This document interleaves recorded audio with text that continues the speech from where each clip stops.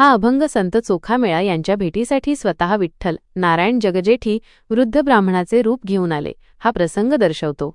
यातून देवाचे भक्तप्रेम आणि भक्तासाठी देव कोणत्याही रूपात येऊ शकतो हे सत्य अधोरेखित होते। वैकुंठाहून नारायण विठ्ठल चोखोबांच्या घरी आले। ते खूप वृद्ध आणि थकलेले ब्राह्मणाचे रूप घेऊन आले। तो सावळ्या रंगाचा जगजेठी विठ्ठल एका हातात काठी घेऊन होता। त्यांच्या गळ्यात तुळशीची माळ आणि कपाळावर बुक्का टिळा होता। ते वृद्ध ब्राह्मण थरथरत चाचपडत धडपडत चालले होते। ते मोठे नटधारी वेश धारण करणारे असून चोखोबांच्या घराकडे जात होते। वैकुंठाचा सखा आपल्या भक्तासाठी चोखोबांसाठी आलेला देव लोकांना चोखोबांचे घर कोठे आहे असे विचारत होते। चोखोबांची पत्नी अंतुरी त्यांना दुरून पाहत होती आणि तो वृद्ध ब्राह्मण थेट चोखोबांच्या दाराशी येऊन उभा राहिला। तो वृद्ध ब्राह्मण हसत कापऱ्या आवाजात बोलत होता। त्याच्या मुखातून लाळही गळत होती। यावरून त्यांचे वृद्धत्व आणि अवस्था दाखवली आहे। संत बंका यांनी हा अभंग रचला म्हणतात की पंढरीच्या राणाला मी माझ्या नयनांनी सोयऱ्याच्या जवळच्या नातेवाईकाच्या रूपात पाहिले आहे।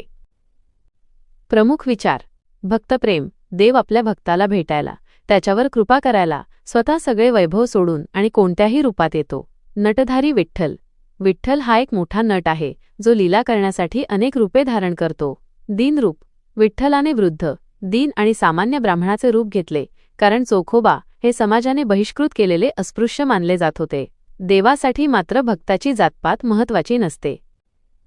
उदाहरण या अभंगातून मिळणारा मुख्य संदेश हा एका आईच्या प्रेमासारखा आहे।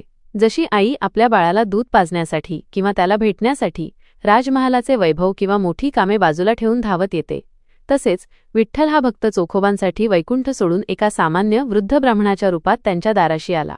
देवासाठी भक्त हा राजा इतकाच महत्त्वाचा असतो।